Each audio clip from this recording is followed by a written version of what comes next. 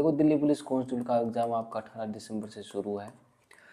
तो इससे पहले मैं सोचा सारे इधर उधर की स्ट्रेटेजी सब काम तो सारे लोग कर ही दिया। मैं सोचा एक ढंग का काम कर दूं जो एक्चुअली आपको नीड है भाई, सीरियसली इसी चीज़ की नीड है आपको।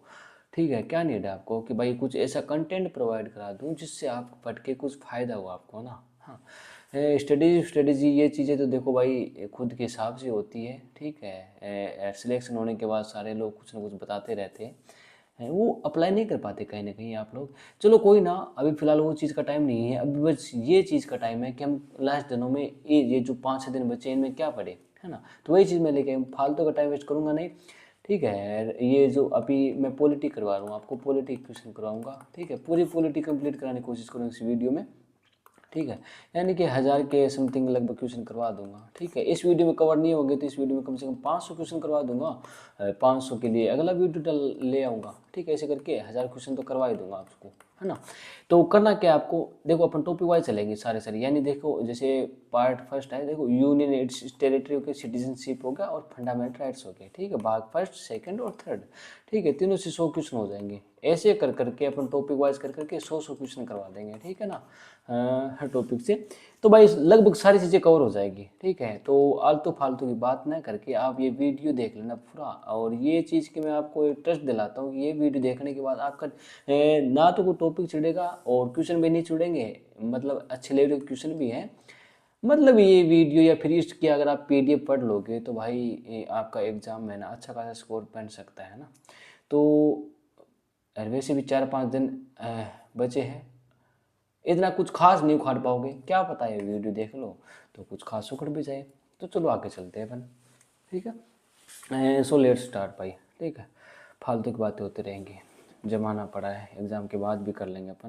देखो पहला क्वेश्चन है कि भारतीय संविधान के अनुच्छेद 1 के अनुसार भारत को किस रूप में वर्णित किया गया। देखो राज्यों का संघ है भारत। ठीक है, क्वेश्चन नंबर 2 है भारतीय संविधान का कौन सा अनुच्छेद संघ में नए राज्यों के प्रवेश से संबंधित है। अनुच्छेद 2 है कि कोई भी नए राज्य का प्रवेश करवाना है तो अनुच्छेद 2 में बात कही गई है ये चीज़ की कि नए राज्य को कैसे प्रवेश करवाना है, क्या मामला है क्या नहीं है, ये अनुच्छेद 2 में है भाई। ठीक है, और क्वेश्चन नंबर 3 है, देखो यहाँ नया राज्य प्रवेश भी करवा दिया, कौन सा, सिक्किम, ये प्रवेश क्या कराती है, वैसे हिस्सा ही अंदर था भारत के, ये 22वां राज्य बना था, है ना, मतलब पुनर्गठन हुआ, राज्य का गठन हुआ। ठीक है, देखो 36वें संविधान संशोधन अधिनियम 1975 का क्या महत्व था कि इसमें यह महत्व था कि इसने सिक्किम को भारत का पूर्ण राज्य बना दिया। ठीक है, क्वेश्चन नंबर 4 के तरफाक्रम बढ़े कि भारतीय संविधान का अनुच्छेद 3 किससे संबंधित है, नए राज्य का गठन, ये अनुच्छेद 3 के तहत भाई सिक्किम का गठन हुआ था ना, और उसके नाम और सीमाओं में परिवर्तन ये अनुच्छेद 3 में है भाई। ठीक है, क्वेश्चन नंबर 5 की तरफ बढ़े, राज्य पुनर्गठन अधिनियम 1956 के बाद कितने राज्य और केंद्र शासित प्रदेश थे, ये 14 राज्य 6 केंद्र शासित प्रदेश थे भाई। क्वेश्चन नंबर 6 की तरफ बात करें तो अनुच्छेद 5 के अनुसार संविधान के प्रारंभ में किसे भारत का नागरिक माना जाता है। ठीक है, अनुच्छेद 5 आ गया ना, देखो अनुच्छेद 1 से लेके 4 तक ये भाग फर्स्ट है संविधान का। ठीक है, अब अनुच्छेद 5 से लेके 11 ये क्या आ जाएगा, भाग भाग सेकंड आ जाएगा, है ना, जिसमें क्या बात की है, जिसमें नागरिकता की बात हुई है भाई, है ना, जिसमें नागरिकता की बात हुई है। चलो अपन बात करते हैं क्वेश्चन नंबर 6 की, जिसमें बोला गया है कि अनुच्छेद 5 के अनुसार संविधान के प्रारंभ में किसे भारत का नागरिक माना जाता है। देखो उपयुक्त सभी सही है, यानी कि ए ऑप्शन की बात करें केवल भारत में जन्मे लोग, और बी ऑप्शन है जो भारत में पैदा हुए हो या जिनके माता पिता भारत के नागरिक हो, और सी ऑप्शन है जो संविधान लागू होने से पहले कम से कम 5 वर्षों तक भारत में रहे हो। ठीक है, अनुच्छेद 5 की ये तीनों ऑप्शन सही व्याख्या करते हैं। ठीक है, ये तीनों ही बात अनुच्छेद 5 में कही गई है। क्वेश्चन नंबर 7 की अगर बात करें कि भारतीय संविधान के अनुच्छेद 6 के अंतर्गत क्या चर्चा की गई है। देखो अनुच्छेद 6 में की गई है कि पाकिस्तान से भारत आए लोगों की नागरिकता के बारे में बात की गई। अनुच्छेद क्वेश्चन नंबर 8 है पाकिस्तान से भारत आने वाले लोगों को नागरिक माने जाने के लिए कब से पंजीकरण कराना आवश्यक हो गया। ये है भाई 19 जुलाई 1948 को। ठीक है, याद रखना भाई, 19 जुलाई 1948। ठीक है, थोड़ा सा क्या है कि जैसे मैं बोल रहा हूँ 48 48, ये थोड़ा देखो ये गिनती का देखो लैंग्वेज एरिया में फ़र्क होता है, बट आप अंडरस्टैंड समझ जाना। ठीक है, यहाँ पे 1 भी दिख रहा है, 9 भी दिख रहा है, 4 भी दिख रहा है, 8 दिख रहा है, इसका मतलब आप समझ गए है ना। ये उर्दू में लिखा होता तो आप नहीं समझ पाते, इसलिए ज़्यादा कुछ भाषा में मत जाना। जो क्वेश्चन क्या है वो समझो और अपने दिमाग में बिठा लो। देखो, भारतीय नागरिकता प्राप्त करने के लिए उल्लेखित तरीकों में से एक क्या है? देखो, सारे तरीके हैं। देखो, पंजीकरण द्वारा, प्राकृतिकरण द्वारा, वंश द्वारा, ठीक है। वैसे नागरिकता प्राप्त करने के 5 तरीके हैं, ठीक है। और नागरिकता समाप्त करने के 3 तरीके हैं, ठीक है। नागरिकता त्यागने के 3 तरीके हैं और प्राप्त करने के 5 तरीके हैं। जिसमें क्वेश्चन नंबर 10 की अगर बात करें कि नागरिकता अधिनियम 1955 का क्या महत्व है? देखो, सारी महत्व है, यानी कि यह नागरिकता प्राप्त करने की प्रक्रियाओं की रूपरेखा प्रस्तुत करता है। इसमें नागरिकों के अधिकारों पर चर्चा की गई है और ये नागरिकता समाप्ति की प्रक्रिया को व्याख्या करता है। ये सारी है भाई, ठीक है ना।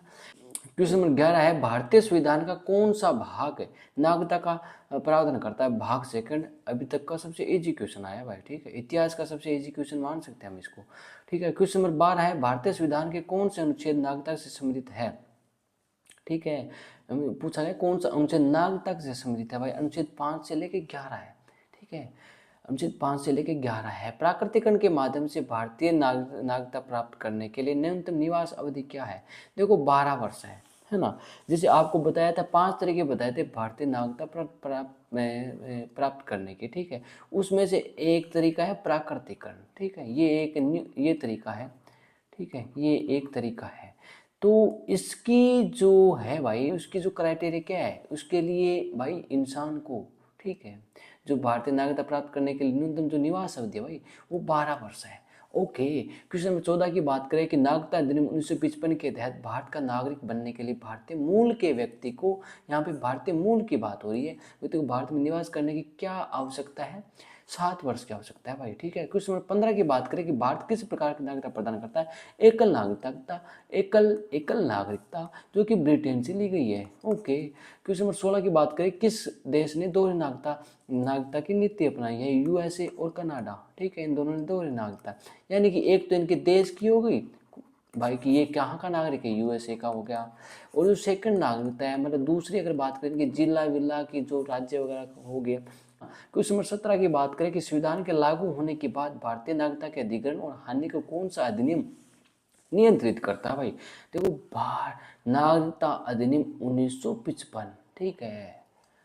क्वेश्चन नंबर 18 हो गया, भारतीय नागरिकता कैसे खोई जा सकती है? देखो, तीनों तरीकों से खोई जा सकती है। पहला तरीका है त्याग द्वारा, कि भाई आप भारत की नागरिकता त्याग के दूसरे देश की नागरिकता ग्रहण करना चाहते हो, तो भाई भारत की नागरिकता आपने त्याग दी, है ना। समाप्ति द्वारा, कोई ऐसा काम कर देते हो कि भाई सरकार आपसे नागरिकता समाप्त करवा देती है। वंचना द्वारा, ये तीनों तरीके हैं। क्वेश्चन नंबर 19 से भारत की नागरिकता पाने के कितने तरीके हैं? बता देता 5 तरीके, और खोने के देखो 3 तरीके हैं।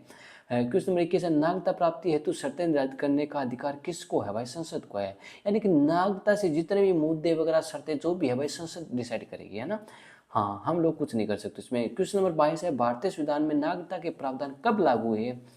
जब भाई 26 नवंबर 1949 को जैसे संविधान अंगीकृत हुआ, ठीक है, तभी से नागरिकता के जो प्रावधान लागू हो गए थे। क्वेश्चन नंबर 23 है, भारतीय संविधान के तहत भारत के नागरिकों को कौन से अधिकार प्राप्त है जो गैर नागरिकों को नहीं है? अभिव्यक्ति की स्वतंत्रता का अधिकार, right to speech, right to freedom, यानी कि बोलने की स्वतंत्रता, ठीक है। ये किसी दूसरे देश के नागरिक को नहीं प्राप्त है, सिर्फ और सिर्फ भारत के नागरिकों को प्राप्त है। क्वेश्चन नंबर 24 है, पंजीकरण के माध्यम से भारतीय नागरिकता के लिए कौन पात्र है? देखो, ये ए बी सी तीनों ऑप्शन ही पात्र है। ए ऑप्शन में क्या कहा गया? भारतीय मूल का व्यक्ति जो 7 वर्षों से भारत में रह रहा हो, ठीक है। बी ऑप्शन में है 7 वर्षों से भारत में रहने वाले भारतीय नागरिक का पति या पत्नी, और सी ऑप्शन है भारतीय नागरिकों के नाबालिग बच्चे।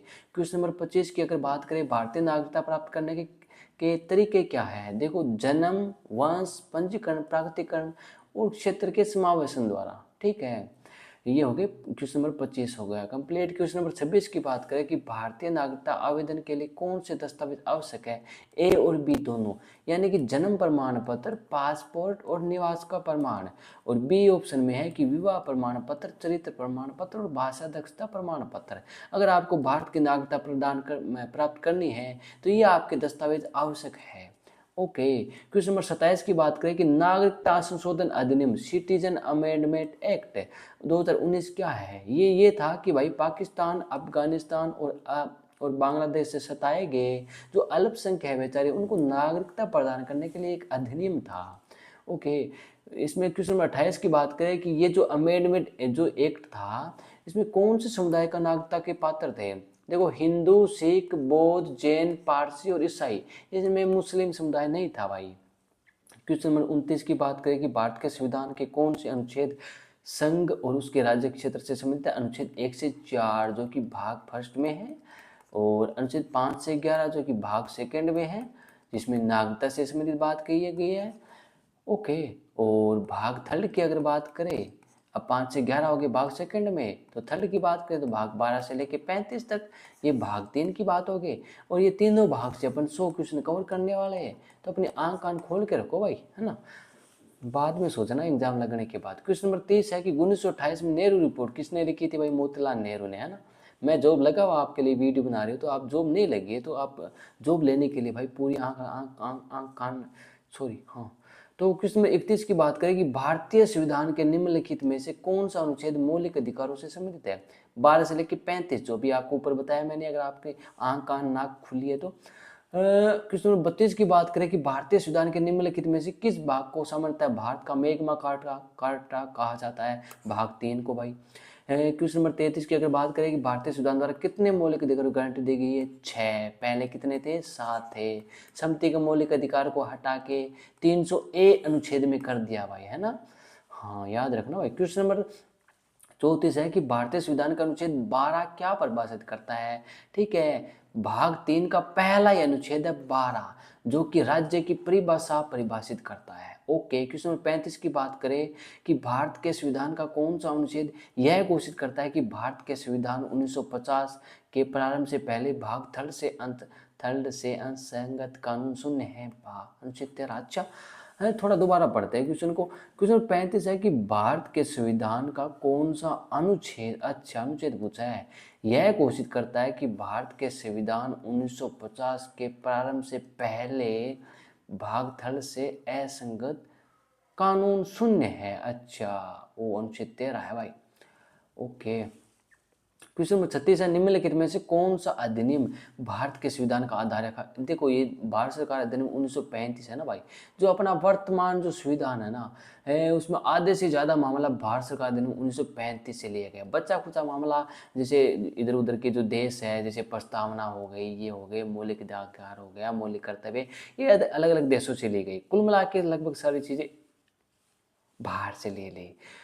क्वेश्चन नंबर 37 की बात करें कि निम्नलिखित में से कौन सा कथन सही है? सही कथन कौन सा भाई? देखो, बी और सी सही है। बी में क्या कहा गया है कि संविधान में मौलिक अधिकारों को शामिल करने का समर्थन सबसे पहले नेहरू रिपोर्ट में किया गया था। सही बात है भाई। और सी है संविधान न्यायालय को मौलिक अधिकार लागू करने का अधिकार देता है। बिल्कुल सही बात है गाइस। क्वेश्चन नंबर 38 की बात करें कि समानता का अधिकार भारतीय संविधान के किस अनुच्छेद के अंतर्गत आता है? 14 से लेके 18 के बीच में। ठीक है, देखो 6 मौलिक अधिकार है, जिसमें पहला है समानता का अधिकार। ओके, याद रखना, समानता का अधिकार। तो उसमें 14 से लेके अनुच्छेद 18 तक समानता के अधिकार की बात की है, जिसमें अलग अलग समानता की बात की है, जैसे कानून के समक्ष समानता, सारी चीज़ें, है ना। कानून के समक्ष समानता अनुच्छेद 14 में होगी। ये अपना 39 क्वेश्चन कंप्लीट हो गए। क्वेश्चन नंबर 40 में क्या कहा कि कौन सा अनुच्छेद, देखो कानून के समक्ष तो अनुच्छेद 14 में होगी, लेकिन अनुच्छेद 15 में क्या कहा गया है कि धर्म, मूल, वंश, जाति, लिंग या जन्म स्थान, हर चीज के बारे में जो भेदभाव है वो प्रतिबंधित है भाई। ठीक है, अनुच्छेद 15 में ये कहा गया है। क्वेश्चन नंबर 41 है भारत में शासन प्रणाली क्या है? संसदीय प्रणाली है। ठीक है, जिसमें कितने सदन है? 2 सदन है भाई। ठीक है, क्वेश्चन नंबर अगर 43 की बात करें कि भारतीय संविधान में संशोधन कैसे किया सकता है? देखो, जो संविधान का संशोधन वो बड़ा टफ मामला है ना, उसके लिए ज्यादा वोटों की जरूरत होती है, यानी कि 2/3, यानी कि अगर संसद में 3 आदमी हैं तो अगर दोनों सदनों में 3 आदमी हैं तो तीनों में से 2 आदमियों की स्वीकृति जरूरी है भाई, है ना। हाँ, इसलिए तो अगर क्वेश्चन नंबर 44 की बात करें, संविधान का कौन सा अनुच्छेद स्पष्ट करता है कि आरक्षण जैसी नीतियां समानता के अधिकार का उल्लंघन नहीं है? अनुच्छेद 16 का 4। अब देखो, अगर बात करें जैसे अनुच्छेद 14 हो गया, 15 हो गया, है ना, इस टाइप से क्वेश्चन नहीं पूछते सीधे, इस टाइप के पूछते हैं, जैसे अनुच्छेद 16 का 4 में क्या है, 15 के 2 में क्या है, ये किस अनुच्छेद में, इसी टाइप के भाई चीज़। ये कंपटीशन बढ़ गया है, पैटर्न चेंज हो रही है, तो मामला भाई हाई लेवल का होने वाला है। क्वेश्चन नंबर 45 की बात करें कि भारतीय संविधान में उपाधियों के अंत के संबंध में क्या उल्लेख है। अनुच्छेद 18 में भाई उपाधियों के अंत के बारे में कहा गया है। ठीक है, क्वेश्चन नंबर 46 है कि भारत के संविधान में प्रारंभ में कितने मौलिक अधिकार थे, 7 थे, है ना। क्वेश्चन नंबर 47 है निम्नलिखित नागरिकों को निम्नलिखित बोल रहा हूँ, थोड़ा जल्दीबाजी के चक्कर में, आई एम सॉरी गाइस, है ना, मैं आपसे माफी मांगता हूँ। क्वेश्चन नंबर 47 क्या बोल रहा है कि नागरिकों के साथ धर्म, जाति या लिंग के आधार पर भेदभाव नहीं किया जा सकता, क्योंकि उन्हें समानता का अधिकार है। क्वेश्चन नंबर 48 बोलते हैं इसको। क्वेश्चन नंबर 48 है मौलिक अधिकारों की 48। क्वेश्चन नंबर 48 है मौलिक अधिकारों के संबंध में निम्नलिखित में से कौन सा कथन गलत है। देखो भाई, मौलिक अधिकार ब्रिटिश संविधान से प्राप्त हुए हैं, ये गलत बात है। जो मौलिक अधिकार है वो USA, United states of America से प्राप्त हुए हैं। क्वेश्चन नंबर 49, भारतीय संविधान के भाग 3 में मौलिक कर्तव्यों को शामिल नहीं किया गया क्योंकि भाग 3 न्यायोचित है। क्वेश्चन नंबर 50, पदोन्नति में आरक्षण संविधान के किस अनुच्छेद के अंतर्गत आता है। अनुच्छेद 16 का 4A। ठीक है, ये चीज याद रखना। क्वेश्चन नंबर 51, निम्नलिखित में से कौन सा मौलिक अधिकार भारतीयों के साथ साथ विदेशियों को भी उपलब्ध है। ये अच्छा क्वेश्चन है। ये देखो, प्रारंभिक शिक्षा का अधिकार है, क्यों भाई, विदेशी भी शिक्षा प्राप्त कर सकते हैं ना, तो ये अच्छी बात है भाई। क्वेश्चन नंबर 51 ये चीजें हो गई। क्वेश्चन नंबर 52, भारतीय संविधान में उल्लिखित मौलिक अधिकारों का उद्देश्य क्या है। अब देखो, क्वेश्चन नंबर 50 बोल क्या रहा है कि भारतीय संविधान में जो उल्लिखित मौलिक अधिकार है, इतने मौलिक अधिकार है, 6 मौलिक अधिकार, इनका भाई उद्देश्य क्या है। देखो, उनका मुख्य उद्देश्य है राजनीतिक लोकतंत्र स्थापित करने के लिए। अच्छा, क्वेश्चन नंबर 53 है भारतीय संविधान के किस अनुच्छेद में अस्पृश्यता का अंत का उल्लेख किया गया है। अनुच्छेद 17 में। क्वेश्चन नंबर 54 है निम्नलिखित में से कौन सा अनुच्छेद भारतीय संविधान के मौलिक अधिकारों के अंतर्गत स्वतंत्रता के अधिकार का हिस्सा है। अनुच्छेद 19। ठीक है, क्वेश्चन 55, भारत के संविधान के किस अनुच्छेद के तहत भारत के क्षेत्र में स्वतंत्र रूप से घूमने का अधिकार एक मौलिक अधिकार है। क्यों, अच्छी बात है नहीं कि स्वतंत्र रूप से घूमने का आपको मौलिक अधिकार है, कोई नहीं रोक सकता आपको घूमने से। ये है अनुच्छेद 19(1) का डी में। ठीक है, इसी टाइप के क्वेश्चन पूछते हैं जो 19(1) का 1 में भी डी में है ना। इस टाइप के क्वेश्चन पे ज़्यादा ध्यान दिया करो भाई। क्वेश्चन नंबर 56 है इनमें से कौन सा मौलिक अधिकार केवल भारत के नागरिकों को उपलब्ध है। उपरोक्त सभी, ये only and only Indian citizen को उपलब्ध है। अनुच्छेद 19, अनुच्छेद 15, अनुच्छेद 16। ओके, क्वेश्चन नंबर 57, भारत के संविधान के किस अनुच्छेद के तहत निवास और बसने की स्वतंत्रता एक मौलिक अधिकार है। अनुच्छेद 19(1) में। ठीक है, ये नहीं कि आप रोड पे बस जाओ, हाँ ऐसा नहीं ना, बस ये एक अधिकार है बसने के, निवास और बसने की स्वतंत्रता का अधिकार। क्वेश्चन नंबर 58 की अगर बात करें कि भारत के संविधान के अनुच्छेद 19(1) द्वारा नागरिकों को कौन सी स्वतंत्रता नहीं दी गई है। तो वो संपत्ति रखने, अर्जित करने और निपटाने की स्वतंत्रता नहीं दी गई है। क्वेश्चन नंबर 59 की बात करें कि अनुच्छेद 19(1)(f) संपत्ति का अधिकार संपत्ति किस संशोधन अधिनियम द्वारा हटाया गया। 44वें संविधान संशोधन 1978 द्वारा। क्वेश्चन नंबर 60 है निम्नलिखित में से कौन सा अनुच्छेद संविधान 44वें संशोधन अधिनियम 1978 द्वारा हटाया गया। अनुच्छेद 31 हटाया गया भाई। ठीक है, 44वें संविधान संशोधन 1978 द्वारा। क्वेश्चन नंबर 61 है भारतीय संविधान में अनुच्छेद 31 की क्या स्थिति थी, कि अनुच्छेद 31 की स्थिति क्या थी भाई, है ना, इसे निरस्त कर दिया गया। इसे क्या है, इसे भाई अब निरस्त कर दिया गया। ओके, याद रखना। क्वेश्चन नंबर 62 है निम्नलिखित में से कौन सा मौलिक अधिकार भारत के संविधान में प्रदत्त मौलिक अधिकारों के मूल से हटा देगा। संपत्ति का अधिकार। क्वेश्चन नंबर 63 है संपत्ति का अधिकार से 44वें संशोधन के माध्यम से मौलिक अधिकारों की सूची से हटा दिया गया। अनुच्छेद के तहत एक सरल कानूनी अधिकार 301 के तहत भाई ये सरल कानूनी अधिकार बन गया। ठीक है, मौलिक अधिकार के बजाय। क्वेश्चन नंबर 64 निम्नलिखित में से कौन सा अनुच्छेद दोहरा संकट डबल जेपरेडी कहता है, जिसमें कहा गया है कि किसी भी व्यक्ति पर एक ही अपराध के लिए एक से अधिक बार मुकदमा नहीं चलाया जाएगा या उसे दंडित नहीं किया जाएगा। ये अनुच्छेद 20 का 2 कहता है भाई। अच्छा क्वेश्चन है ये भाई, क्वेश्चन नंबर 65 है कि भारतीय संविधान के निम्नलिखित अनुच्छेद में से कौन सा युद्ध या बाह्य आक्रमण के आधार पर घोषित आपातकाल के दौरान भी निलंबित नहीं किया जा सकता। ओहो, अनुच्छेद जो 20 और 21 है ना भाई, ये चाहे आपातकाल हो, चाहे बाह्य आक्रमण हो, युद्ध हो, कुछ भी हो, इनको निलंबित नहीं किया जा सकता।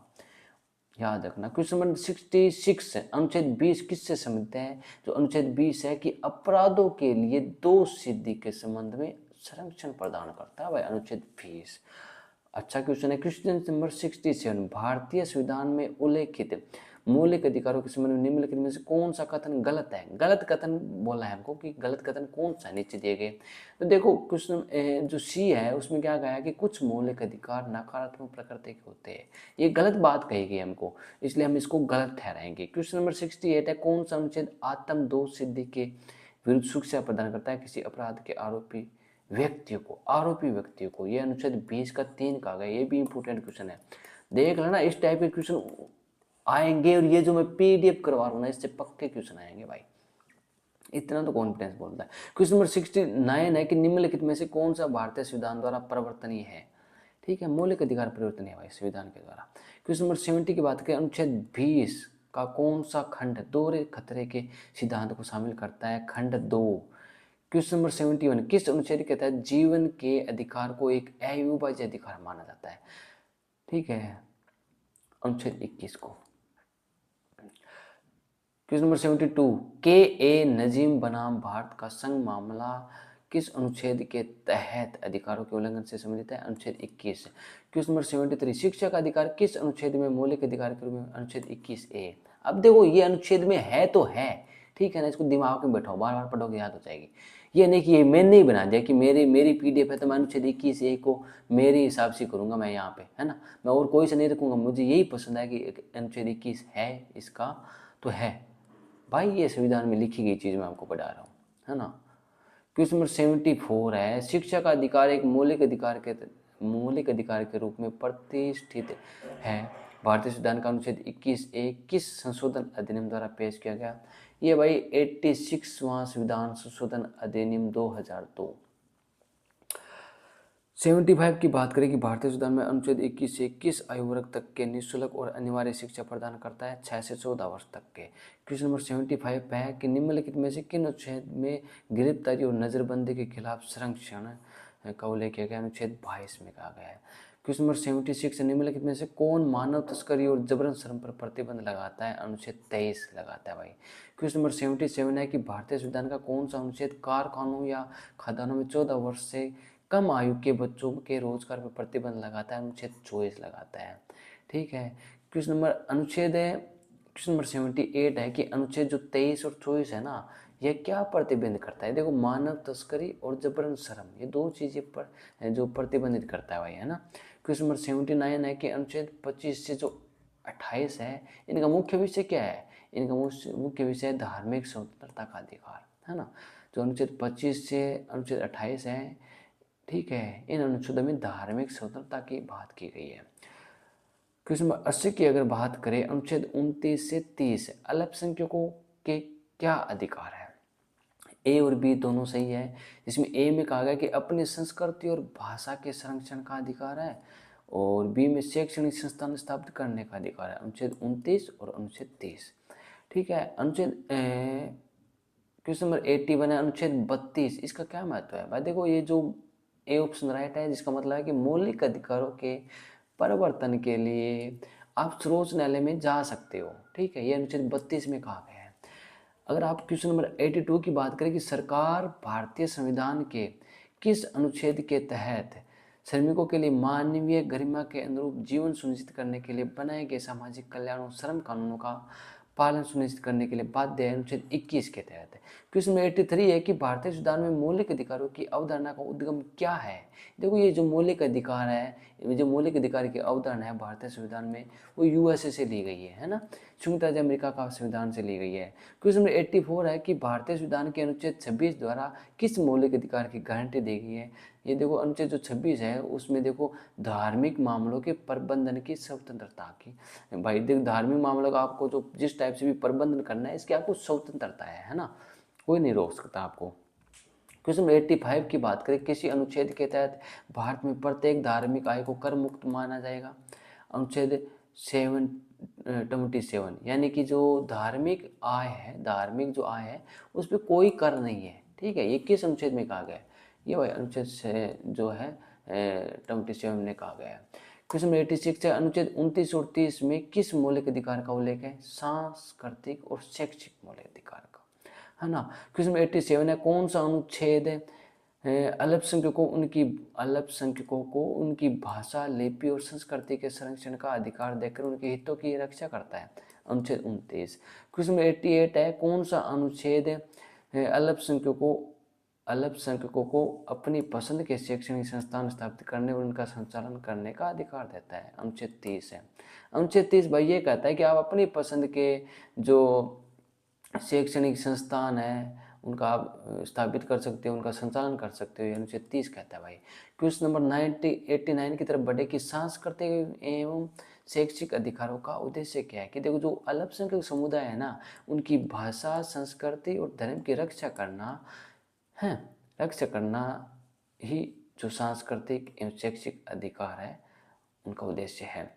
क्वेश्चन नंबर 90 की बात करें कि धार्मिक स्वतंत्रता के अधिकार, जो कि भाग 3 के तहत मौलिक अधिकार है, इसमें क्या शामिल है? धार्मिक स्वतंत्रता के अधिकार में देखो सारी चीज़ें शामिल है, यानी कि ए ऑप्शन में बात करें कि यह पूजा की स्वतंत्रता प्रदान करता है ना। और बी ऑप्शन में है कि यह अंतःकरण की स्वतंत्रता और धर्म के मुक्त पेशे, अभ्यास और प्रचार प्रदान करता है। इसका उल्लेख अनुच्छेद 25 से 28 में किया गया है। क्वेश्चन नंबर 91 की तरफ बढ़े कि जो अनुच्छेद 32 है उसमें मौलिक अधिकारों के कानूनी प्रवर्तन का प्रावधान है।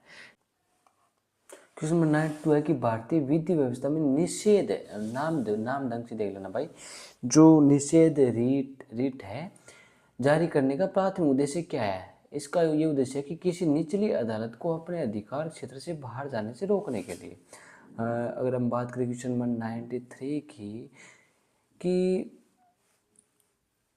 किसी, यहाँ पे है ब्लैंक, किसी निचली अदालत या न्यायाधिकरण को अपने अधिकार क्षेत्र का अतिक्रमण करने से रोकने के लिए जारी किया जाता है, जो कानून रूप से निहित नहीं है। यह अधिकार क्षेत्र के बिना कार्य करने, प्राकृतिक न्याय के सिद्धांतों के विरुद्ध कार्य करने से रोकता है। वो मतलब यहाँ पे शब्द वो भरना है कि ये इतनी प्रोसेस जो चीज़ें हो रही है इनको क्या मामला है भाई, यहाँ पे क्या शब्द आएगा कि ये पूरा कर रहे हैं। देखो निषेधता है, निषेधाज्ञा है कि जो निषेध रीट है ना उसी की बात हुई है। क्वेश्चन नंबर 94 की अगर बात करें कि उत्प्रेषण प्रमाण पत्र निम्न में से किसके अंतर्गत आता है? जो उत्प्रेषण प्रमाण पत्र है वो संवैधानिक उपचारों के अधिकार के अंतर्गत आता है। क्वेश्चन नंबर 95 है, डॉक्टर BR अम्बेडकर ने संवैधानिक उपचारों के अधिकार को संविधान की आत्मा कहा है। ठीक है। क्वेश्चन नंबर 96 है, परमादेश रीट एक मौलिक अधिकार है जिसे निम्न के अंतर्गत वर्गीकृत किया गया है, संवैधानिक उपचार के अधिकार। ठीक। और क्वेश्चन नंबर 97 है कि कौन सा अनुच्छेद भारत के उच्च न्यायालय के रीट क्षेत्र अधिकार से संबंधित है? अनुच्छेद 226। क्वेश्चन नंबर 98 है, भारतीय संविधान में निम्नलिखित में से कौन सा अनुच्छेद मौलिक अधिकारों के प्रवर्तन के लिए सर्वोच्च न्यायालय में जाने के अधिकार से संबंधित है? अनुच्छेद 32। ठीक है। क्वेश्चन नंबर 99 है, परमादेश इसका उद्देश्य क्या है? किसी सार्वजनिक प्राधिकरण को कर्तव्य पालन हेतु निर्देश देना। ठीक है, यहाँ पे परमादेश से नाम से स्पष्ट है कि परम प्लस आदेश यानी कि निर्देश। ठीक है। क्वेश्चन नंबर 100 है, आपातकाल के दौरान कौन सा अनुच्छेद समाप्त कर दिया जाता है? अनुच्छेद 91। अच्छा क्वेश्चन है गाइस। अनुच्छेद जो 19 है वो आपातकाल के दौरान समाप्त कर देता है।